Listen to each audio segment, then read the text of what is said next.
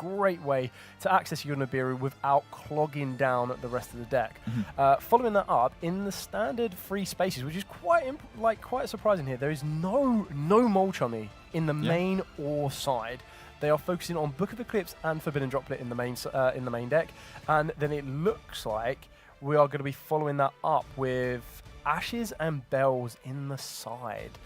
So we've rolled those all-important dice. We're now going to see who gets to go first, and it does look like Hamed is going to be going first with his Vanquish Soul Canine strategy. Starting off pretty strongly here with a reinforcement of the army. Any hand starting with Raisin, that's a win in my books, isn't it, really? That's the core of the deck, I would say. Yeah, you've got these new fancy tools with Holly Sue and more copies of Jowlong and all these really cool pieces of interaction that you can like work towards, but it starts with Raisin every single time, right? You want that Raisin in your opening hand. So here we are, starting off with Holly Sue Reveal Raisin.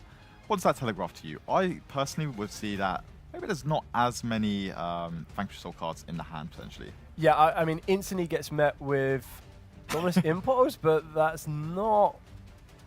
I'm assuming that's not plausible on this one here. But what it does tell me, as you're revealing these, is that he has a very, very shiny Raisin, a very, very shiny Reinforce of the army, and he's backing it up with a Starlight Holly Sue as well. Here comes the Infinite... So this is quite interesting because Jay has revealed that he does have the Dominus Impulse in the hand. He's now revealed the Infinite Impermanence. The Infinite Impermanence is, of course, going to negate the Raisin. In turn, means that there will be a follow-up here. So it looks like we're going to be using Holly Sue. Do we chain the Dominus Impulse? So now, I'm curious as to how this is resolved, because I would have assumed it was, what, chain link, I'd assume I'd be chaining it, yeah. Yeah, chain link 2 Impulse, sorry, chain link 1 Raisin, chain link 2 Imperm, chain link 3 Holly Sue, but that doesn't look like that's the case here. I'm quite surprised that the Borga didn't come down on the Infinite Impermanence on the Raisin there, just because I feel like getting that additional card, it feels like really, really good value, and just being able to trade there, again, it seems quite nice. But again, I might just know something that I don't based on the rest of his hand and what attributes are located there. Was it the placement of the Imperm as to why the Holly Sue wasn't destroyed? I'm just trying to, because we can't hear the Duelist in how they've kind of navigated their change. So obviously, from my assumption, it was the resolution was Imperm was already in the grave, but that might be because Jay moved it straight to the graveyard. But I agree with you. Their assumption would have been that you chain the Holly Sue and then you chain the Borga. There's no way you let the Holly Sue get destroyed on that one. So that looks like exactly what's happening here. We're going to be going into the Rock of the Vanquished, and then being able to either summon down from the hand or return from the graveyard to the hand, which is exactly what we've got here with the Borga. What I love about the Vanquish one, I've always quite liked the art style, it's obviously designed over the back of like battling games. So like side-scrolling one-on-one games, which I think is really, really kind of cool. And I love the whole aspect of trying to tag out your monster. It's always when you brought in your side characters. So if one of your main characters was a little bit low on life points, you kind of tagged that back out for a stronger one to try and give you that second burst of wind. So it's very, very interesting here. We have seen the trade-off of another Imperm on the Rock of the Vanquish, which is quite important here because the Rock of the Vanquish, unfortunately, is not a Vanquish style monster, so it cannot like bring itself back with a Borga to dodge this targeted effect, which also then stumps Ahmed a bit now because they're kind of forced to use the Rock of the Vanquish to, well, summon from the hand or bring back from the graveyard, but with nothing in the graveyard, nothing's coming back. And I think this Mitsurugi ritual to start the turn off is such a big thing because for me at least, whenever I'm playing the actual Mitsurugi deck, I want to start my turn off by going Ritual, Murakumo, let's go. And that's how I want to start every single one of my turns. And I think this being like the initial way of how Jay is like tackling this field, I think it's a really good play. Yeah, I think it instantly forces your opponent's hand because, like you said, that Murakumo is such a big threat to basically reset the field. You get to go again with a complete clear field. And it then puts Ahmed into this position where he now needs to decide whether he returns the Raisin to the hand, bring himself a new monster. We do know that there is a Holly Sue coming in the hand. Do you fear the Murakumo now that you know you've got the Holly Sue?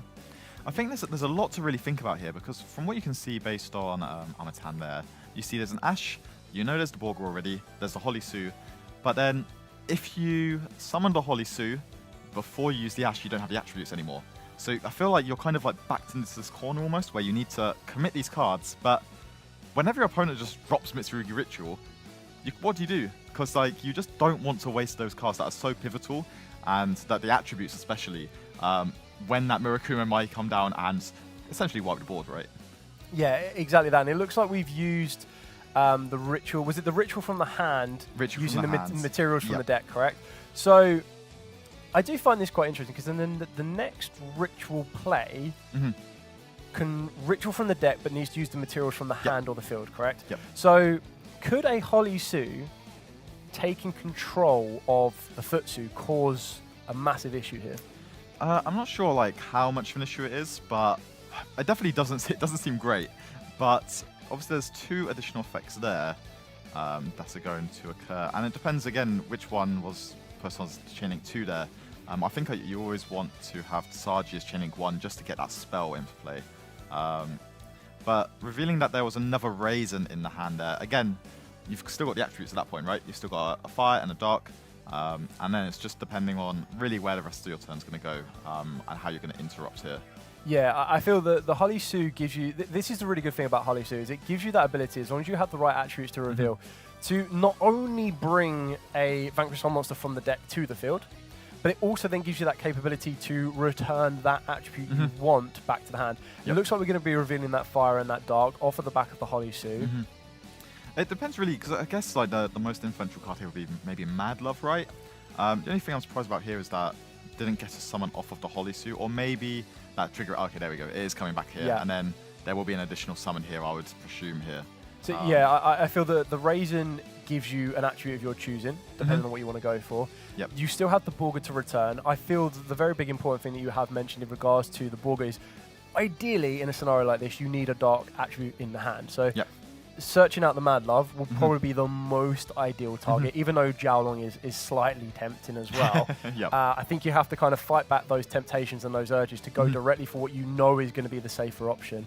Working your way presumably into Mad Love, returning Mad Love to the hand. Ooh, going for a Caesar Valius instead. So now we've got Earth, Dark, and Fire. A little bit of everything there, right? And I think that's kind of just what you want to be aiming for here as well. I guess the other thing from Ahmed's point of view is there's now 2 level 4s. Not knowing maybe that this is a pure variant of Mitsurugi, right? There's now 2 level 4s on the field that could, in theory, just get you into that Rise Heal combo, right? Yeah, get you straight to duo. Here we are. We know that there's no Rise Heal cards within Jay's deck, so it's not as scary from our perspective. But if you're looking at down as Ahmed, I'm terrified. Yeah. So are we revealing... you've got to remember as well, we still have the Raisin effect. Yep. Now that we've got all of the attributes required, the Raisin still has the ability to clear in the same column, which looks like what's going to be happening here. Then we'll have a non-target destruction with the Caesar Valius if the Caesar Valius returns the correct card. And obviously, so we've got the Mitsurugi level 4's effects there, just a tribute to stop another card from being destroyed. Yeah. It's like a really, really strong hit again, because that Futsu is bringing it straight back onto the field. So we're just going to continue to see how Jay is navigating this. Still, a lot of cards still in the hand to be played. Yeah. So that's the scariest point, at least from where I am on Ahmed's side of the field. Agreed. I think with Ahmed as well, the one thing you're doing with your Vanquish Soul cards is you're always giving your opponent the knowledge of exactly what you have. So bit by bit, you're showing to them, oh, I have this interaction for you. Now, this might be the dreaded moment that he was expecting, which kind of gives him a bit more of a surprise because it's not a duo drive. It is going into the Light Dragon Agnista. This does have a really nice effect, which is why a lot of people do choose to use it, is if a monster you control will be destroyed by card effect, again, you get to detach material from this card instead. But you also have the ability to detach material to then destroy face-on monsters your opponent controls up to the number of Agnistas monsters you control, including itself. So it is 1-for-1 spot removal. And it looks like Ahmed is going to try to use the Caesar Valius here to non-target destroy. But I suppose this is what you meant at the start, where the pure Mitsu just have a really, really good matchup into the Vanquish Souls for the pure fact that they want to constantly destroy. And a lot of the Mitsurugi cards and then a card like Agnista say, I can protect the destruction. Yeah, exactly. And it just feels like, card economy-wise, where we're at, Jay kind of only used 1.5 cards really here, right? Just activating the Mitsurugi ritual at the beginning of the turn, and then just summoning the Futsu from hand. And you're seeing here, like, there's a Prayers coming down. There's loads of cards and lots more options, I would say, for Jay to take on this game. Especially as, from where I sit at least, Ahmed's kind of out of options now. Yeah, it seems that Ahmed might have burnt out all of his resources. The Holly Sue's already used its effect in the hand to summon itself down, so that's not going to come back to frighten Jay at the moment. I feel we still have Borga, I believe, can summon to the field, but yes, this is the big difference is usually in a state like this where the burn damage of Borga is not going to be such a big impact, right? Exactly. You're probably going to be trying to use Borga as a draw, but because we don't have the attribute there, the dark, exactly, yeah. So that additional unknown card that Ahmed could have got access to, unfortunately, isn't there. Maybe that could have been a turning point in this game, but even then, the Caesar Valius is so strong in its own right. The non-target destruction might still put Jay on a bit of the edge that if he does not go into the right monster, it could get destroyed. But that light Agnister is putting in a lot of work here. Yeah, and I think that the big thing here as well is that what's about to happen, at least in my head, is that Murakumo is so close to being summoned, right? And really, that just wipes all of Ahmed's monsters on the field, and there's already enough really for game at that point, right? So I think maybe, as I said, maybe this is why this has got such a strong matchup into the Vanquish Soul deck, be it K9, more K9 heavy, maybe less K9 heavy, because again, it's not playing into the K9 cards specifically, but also you just get really, really good value as you're trading back and forth, back and forth. Yeah, exactly that. And I feel like the secondary effects on some of these Vanquish Soul monsters that don't get used as much as most people think. So, for example, in the Caesar Valius, you reveal an Earth and it's unaffected by your opponent's activate effects. Is nice, yeah. But being in defense mode at 1500 and even in attack position at 3000, that is where the Murakumo comes into play and says, that's not as big of an issue for me to deal with. It does look like Ahmed is trying to regain a bit of resource, so he has used the Borga to return a Raisin from the field back to the hand. Here comes the Murakumo. We're going to start seeing the chains being built here to try and clear off Ahmed's field. Borga is going to reveal for that additional damage here. I don't think we're getting much more advantage from here, really. Just a little bit of extra chip damage, right? But if Murakumo is destroying the field, you probably just activate the effect to negate and take a card from away from Ahmed as well, right? But at that point, everything's gone and it's just game. Yeah, I think for the amount of damage on this field here, unless Ahmed has any hidden tricks up his sleeve that we haven't seen, we are going to be going straight into game 2. Is exactly what is going to be happening here. So in order to negate directly and evenly matched. And there's always that moment of fear and panic when your opponent goes, draw phase, standby, main, battle phase with an empty field. That is such a terrifying thing to go through. And we have seen it multiple times as well where there has been bluff. And we're starting off with reinforcement with the army again. If you could cherry pick, I suppose the only thing that you would choose instead of reinforcing the army is directly the Raisin so that you don't fall into draw and lockbird territory. Always ask on resolution. He did put in the Black Goat that last. I believe that is Black Goat that last. Really, really excited to see that again. Just such a strong card to be able to hard open as well, especially as long as you've drawn a good enough complementary amount of engine cards. So obviously the Raisin, the best card you want to see every single time, right? Just we've been talking about getting that Holly suit out of the deck, and then I guess maybe just a very similar line to game 1, right? Very similar line, but maybe even better. When we're having a look at Ahmed's hand here, we know he's got the Holly suit. I can also see that that looks like a K9 Jockle in the hand, plus the Black Goat that laughs. We're revealing a fire and an... we're revealing the Holly suit, revealing the fire. We're going to be pushing on here. There comes the Jockle as the dark attribute required. This would then give Holly Sue the ability to summon from the deck, and you're either going to go for a level 5 or an attribute that you're missing, possibly Jiaolong or maybe even Mad Love. Yeah, and I think the one very important thing with the Mad Love is it now has the ability to gain you access to an incredible card in the Vanquish Soul start. You target a Vanquish Soul monster you control, you add a Vanquish Soul monster with a different attribute. Very important, different attribute. You don't want to be adding a Borga off the back of Mad Love when you have a Raisin sitting there saying, pick me, pick me. So if a Vanquish Soul monster or monsters you control would be destroyed by battle or card effect, you get to reveal a Vanquish Soul monster in your hand instead. So the benefit of something like that is when Murakumo is such an imposing threat to clear off your entire field, you're able to go, whoa, reveal, protect, and keep on going. I think the big thing here is, as we see that Starlight Xiaolong or Cross Century Ray even, I think the big thing here is just, does Ahmed respect Nibiru the Primal being here? Or do we just kind of say, they might have it, but let's just go and do the best possible turn I can do? I guess this is it. So this is where you go into the Ripper. So Yep. I think Ripper is definitely the cautious moment. So your 5th summon, you respect the Nibiru, you protect from it. And we already know they've got the Jockle in the hand. So all that is missing is another level 5 monster.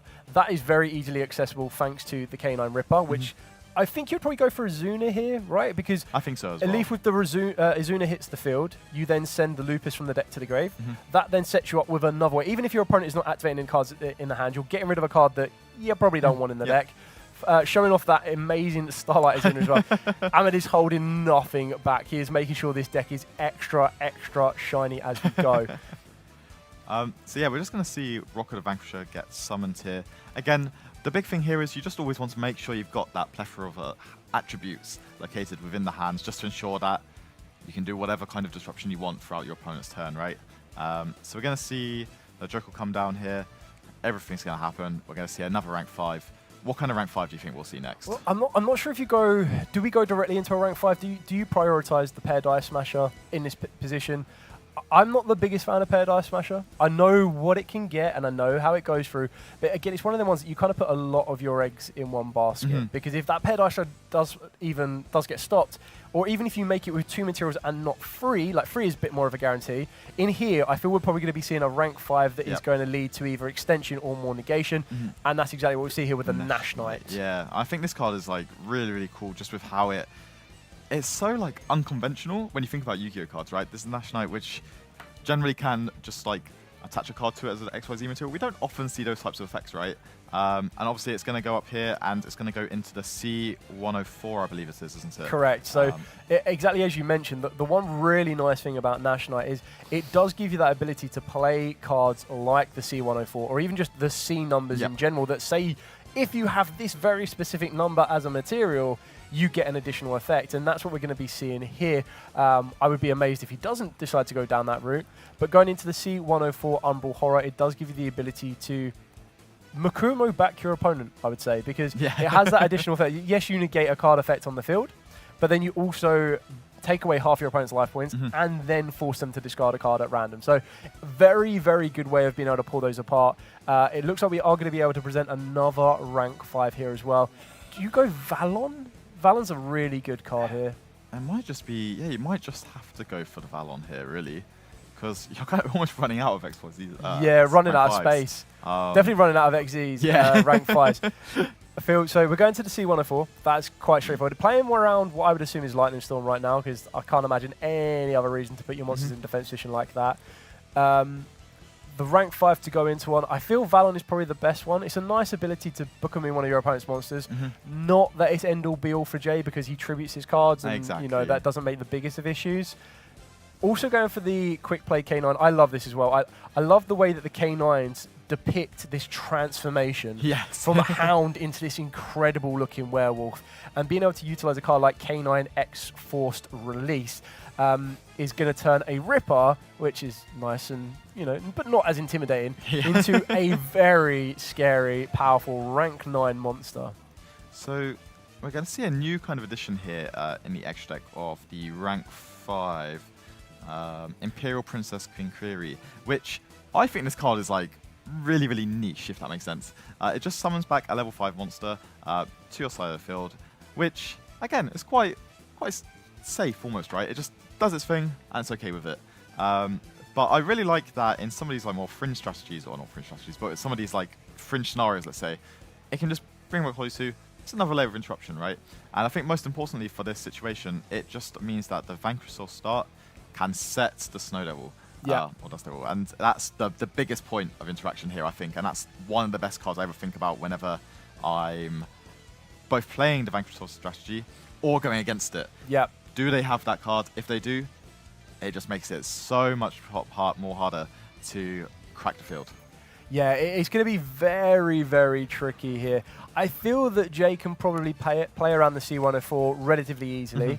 Ripper might be a little bit more. Is that a Book of Eclipse? Has he got a Book of Eclipse for turn? Oh, is there an Ash Blossom for Ahmed? That is an amazing card to start your turn off with. Whether he just drew that or had that from the turn. That's probably why he looks so cool, calm, and collected. He's like, do whatever you want, mate. I've got a Book of Eclipse ready to go. So when you see it, there's, 5 monsters, the Rock, and then there's the Snow Devil set. the release set, one unknown, I believe. And when you think about it, it kind of gets rid of almost all of those, right? I think it clears everything. The biggest mistake that it looks like Ahmed might have done here is by having all of his zones locked up. Yeah. The rock is completely shut off. So we're going to be activating the Black Goat that last. Going to be interesting to see what we call here. Probably the Murakumo. Yeah, I would most likely assume it's going to be Murakumo here. Yeah, so confirmed that there was Murakumo announced. I do not blame him for that one because the Murakumo with all of your monsters face down is just going to clear everything off from scratch.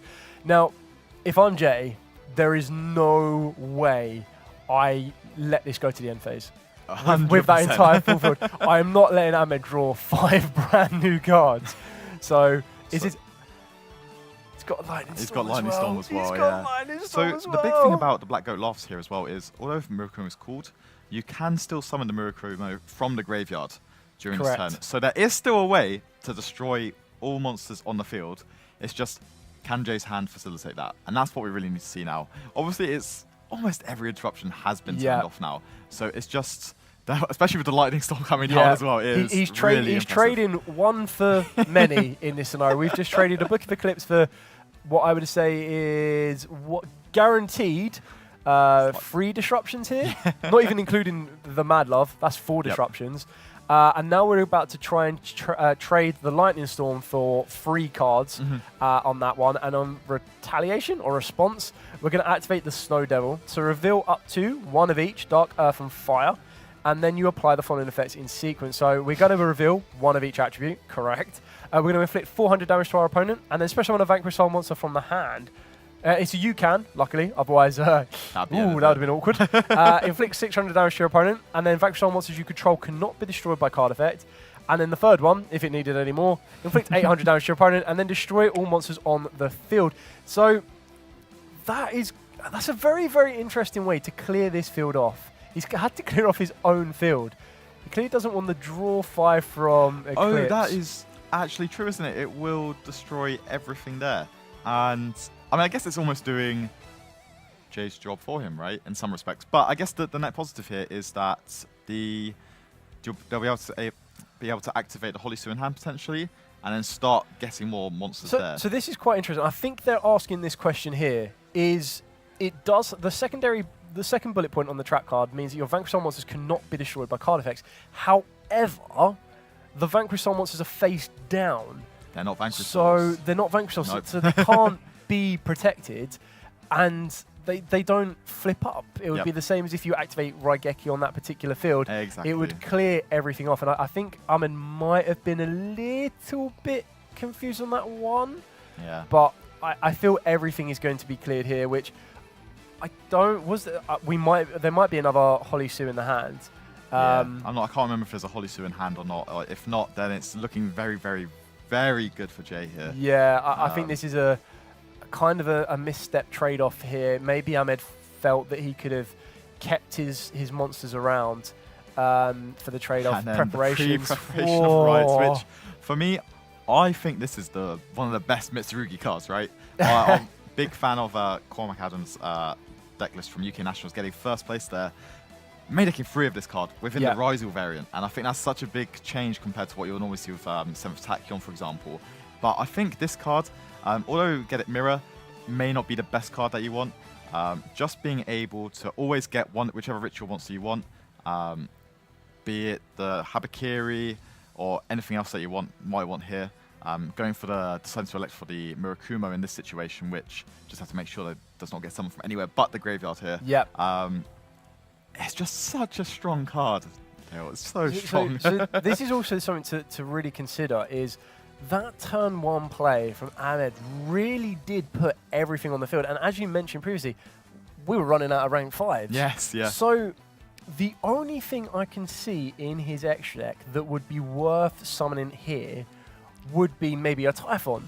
But I can't imagine Jay on pure Mitsurugi is going to be summoning from his extra deck once, let alone twice. Exactly. So the next best option on that one is a Valon. And the benefit of something like Valon may allow Ahmed to survive another turn, because we know that there is an Azuna in the hand. We know that there will be some sort of field presence from Ahmed. It won't be an empty direct hit to the life points. The Murakuma, as you've mentioned, can't come from the hand. It has to be coming from the graveyard to play around the Black Goat that laughs. This is going to be very interesting to see how it's navigated, and remembering all of those core components, remembering that you can't summon the Murakumo from the hand, because if you attempt to do it that way, that might then deviate or completely destroy all of the other plans you were trying to do. Yeah, exactly. I think you've got it right there. And as you can see, he's just revealing some of the cards that he's searched this turn. And you can see there's the Mirror, there's the Habakiri, there's the Murakumo, and then there's the Prayers. And I think that combination, you can kind of see where Jay might be working towards in the next few actions, I would say. The Prayers, you can tribute it off. That gets the Murakumo in the graveyard. And then the Mirror contributes to summon it back. And I think that's really important here. But again, it just depends where Armand goes with that Azuna in the next couple of actions. Yeah, it's also quite important that at the moment, Azuna is not even active. Yes, yeah. And Jay still, all within his control, has the ability to decide not to even activate any of his monster effects in the hand or in the graveyard. Yep. It does look like he is activating the Murakumo effect now, so the Azuna is now back on live. I didn't know if he was going to play it extra cautious and not allow that Azuna to become even a threat, but he also feels quite comfortable that he can deal with that Azuna even when it does enter the field of play. Yeah, and I think it's just like really interesting to see how the rest of this turn gets navigated, because although Jay, it feels like it's all kind of like in Jay's hands right now, and it just have to ensure there is not any, there's just no like misstep that occurs where Jay goes from winning this game to losing just because of that Azuna play. Exactly. So yeah, let's just keep seeing where it's going. So we've got Murakumo exactly where we want it. It looks like we're going to be able to bring back the Murakumo exactly how we want it. And now we're going to be using the Habakuri tribute effect in the graveyard, resolving this one as well. The field presence right now should be enough to see the game out. I definitely think so. I think it's a little bit short currently, but again, there's just a couple more actions to come. And I think they're just potentially discussing the Black Goat laughs. But again, it also just depends really what kind of XYZs are in Jay's deck to see if there's anything that can potentially help just get the game Get the final bit. Yes, so when we're looking at some XZs here, we've got Extra Knight, probably not one you're going to want to go towards. I would either be leaning towards the number 60 Daguerres to give the attack stat from the revival from the graveyard. But then we also have the option of the Light Dragon Agnista, probably because it's the strongest rank 4 left in his extra deck as a standalone. So we're about to see what XZs he's going to choose to go into. I think it might be the Duelist here. I think you might be right. Just because giving so much extra attack stats to one of these monsters, again, it just makes them that bit more like terrifying, right? As we reach towards the battle phase. So he's eyeing up the Agnista. As it currently stands, Agnista sitting at, I believe, 23. Yeah, and then we've got 32 of the Murakumo. We've then got the 2,000 off of the Futsu, and then adding that back to the... I think it's 1,500. 1,200. Amarasa is at 1,200. So this is enough to see it out, but we still have the Azuna or the Lupus to come back. Yep, and I guess that the big thing here is that the big thing here is, I guess, only one monster has been summoned from the extra deck, so we know that there's not really going to be a Typhon coming down, right? Correct. I do think that the Valon might just be the best play, but obviously at this point you are going to have to discard a card as well. I think he's going to be looking at that Typhon, which he's either looking at Typhon or he is looking at what he has left. And I agree with you. He may not have realised that only one has been summoned from the extra this deck. is big as well. The Megatama to destroy is the trade-off. Yeah, and I think that's just basically just like confirms it should be the game here, right? There's still I still believe that I believe Ahmed has an Azuna in the hand, so there is still one line of defense, but I think we're in the battle phase now. Yeah. So it's declaration of attack. So 3, 5, 6, 7, 5 damage as far as I can calculate. So I mean, it did allow him to survive one more turn. But I can't imagine this is just going to be Jay's Enfield. He must have some set cast to add to this, which is going to set up the guess effect. Okay, yeah, I'm surprised he wouldn't maybe make a push for the link to Dynamondo here. Again, correct me if I'm wrong, he could make that here.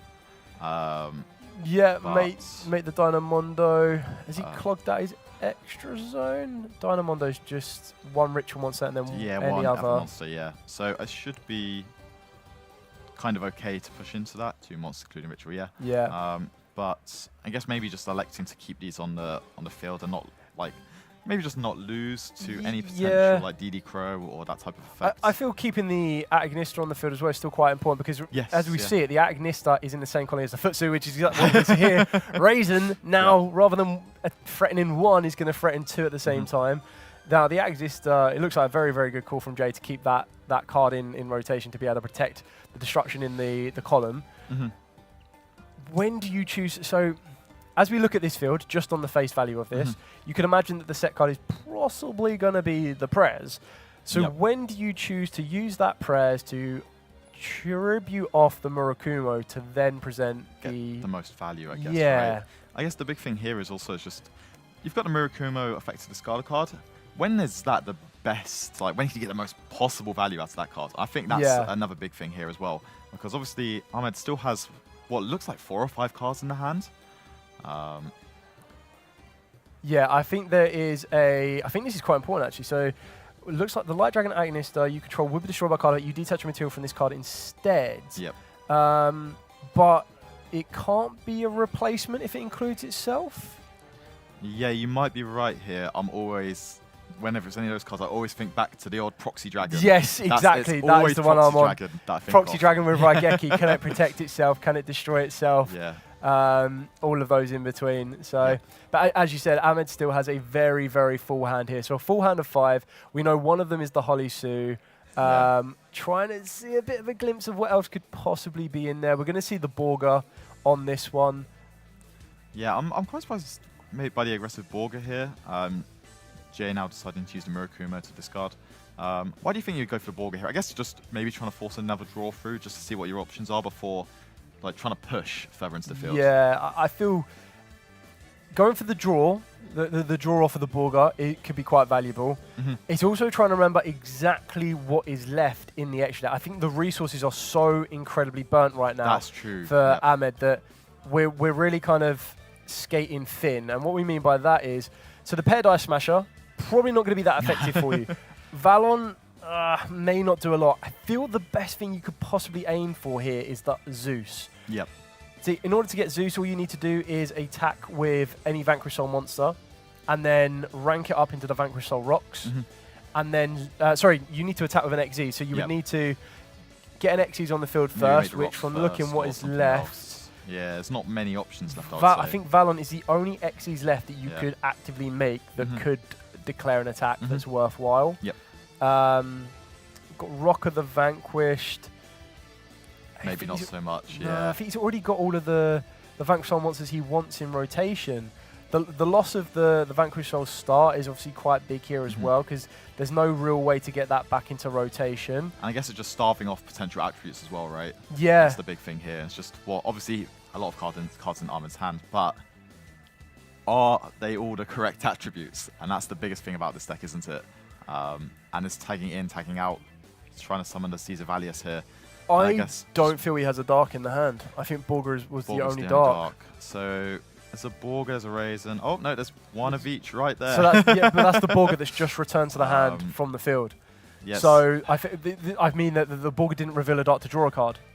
So I think it's Holly Sue, Raisin, Borga, and the Caesar Valius is now on the field, and one unknown in the hand that we don't know. But I would have imagined if you had the Borga on the field, you would have revealed a dark to draw a card. And I think Borga was the only dark, I guess, then. Yeah. So I guess the thing is here, right, if you're Ahmed, you're kind of trying to push into the prayers in the Spell and Trap card zone, right? Try to get rid of that. Oh, it wasn't. It was Book of Eclipse. That's interesting. Yeah, really surprising that there wasn't a link somewhere. But I guess as you were saying, oh, there was a dark.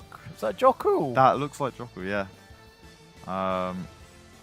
See, we've been saying that this seems like it's in a really good position for Jay, but now you never know, right?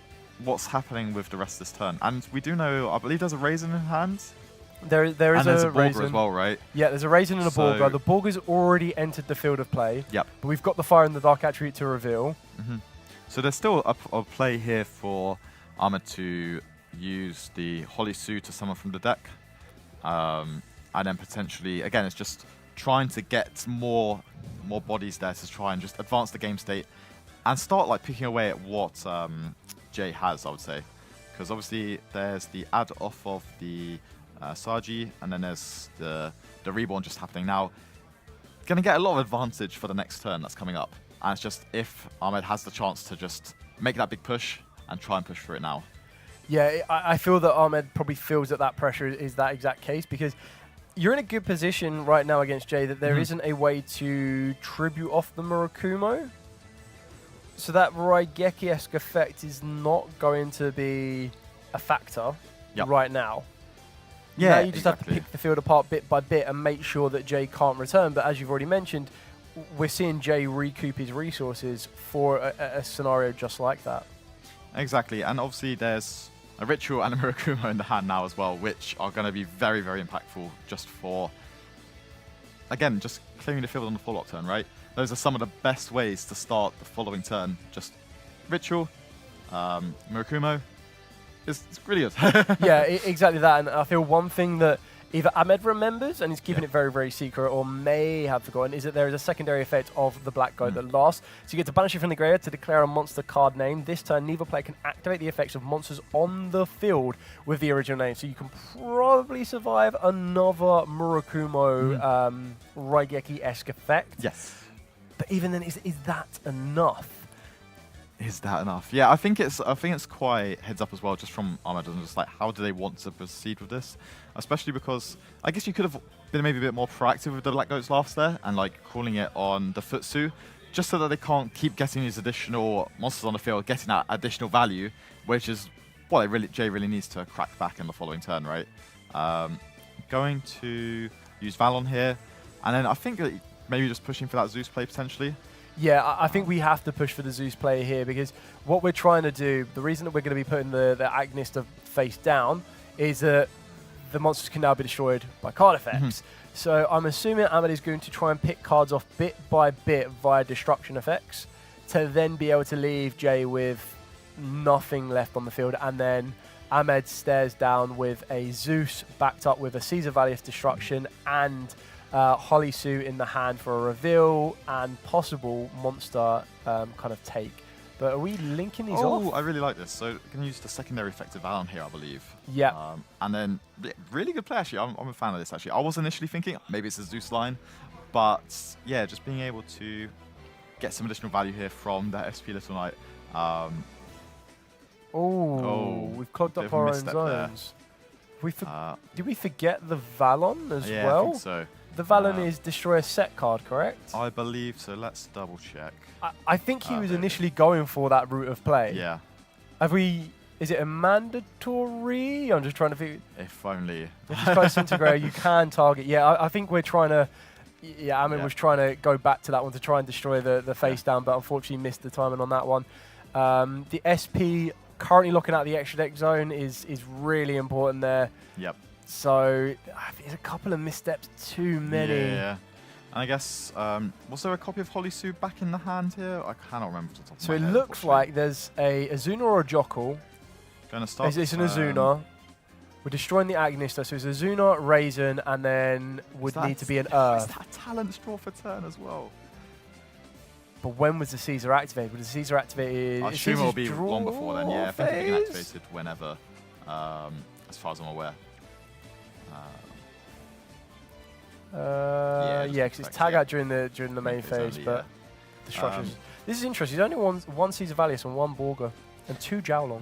Yeah, you see that a little bit more often. I think we're very common to seeing the 3 Jowlong, right? Just because it adds that fire attribute, which you're somewhat starved of, I would say, within the deck. But it is your most key attribute for ensuring some of the most powerful effects go off.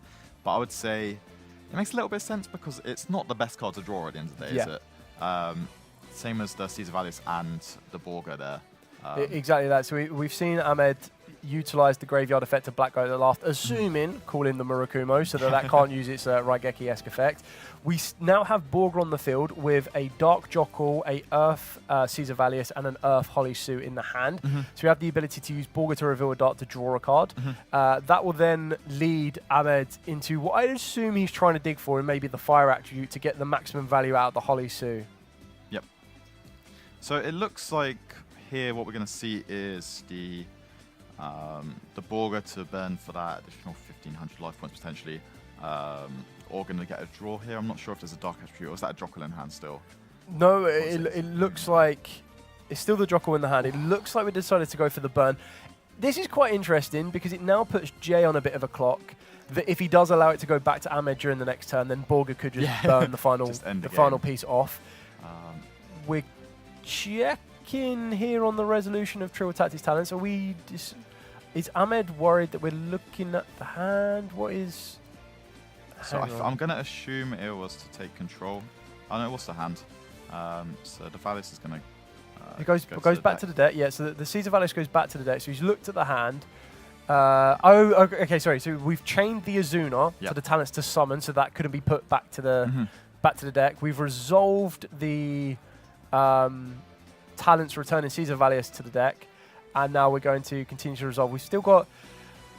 This is quite interesting here because we've got SP Little Knight to remove some resource here.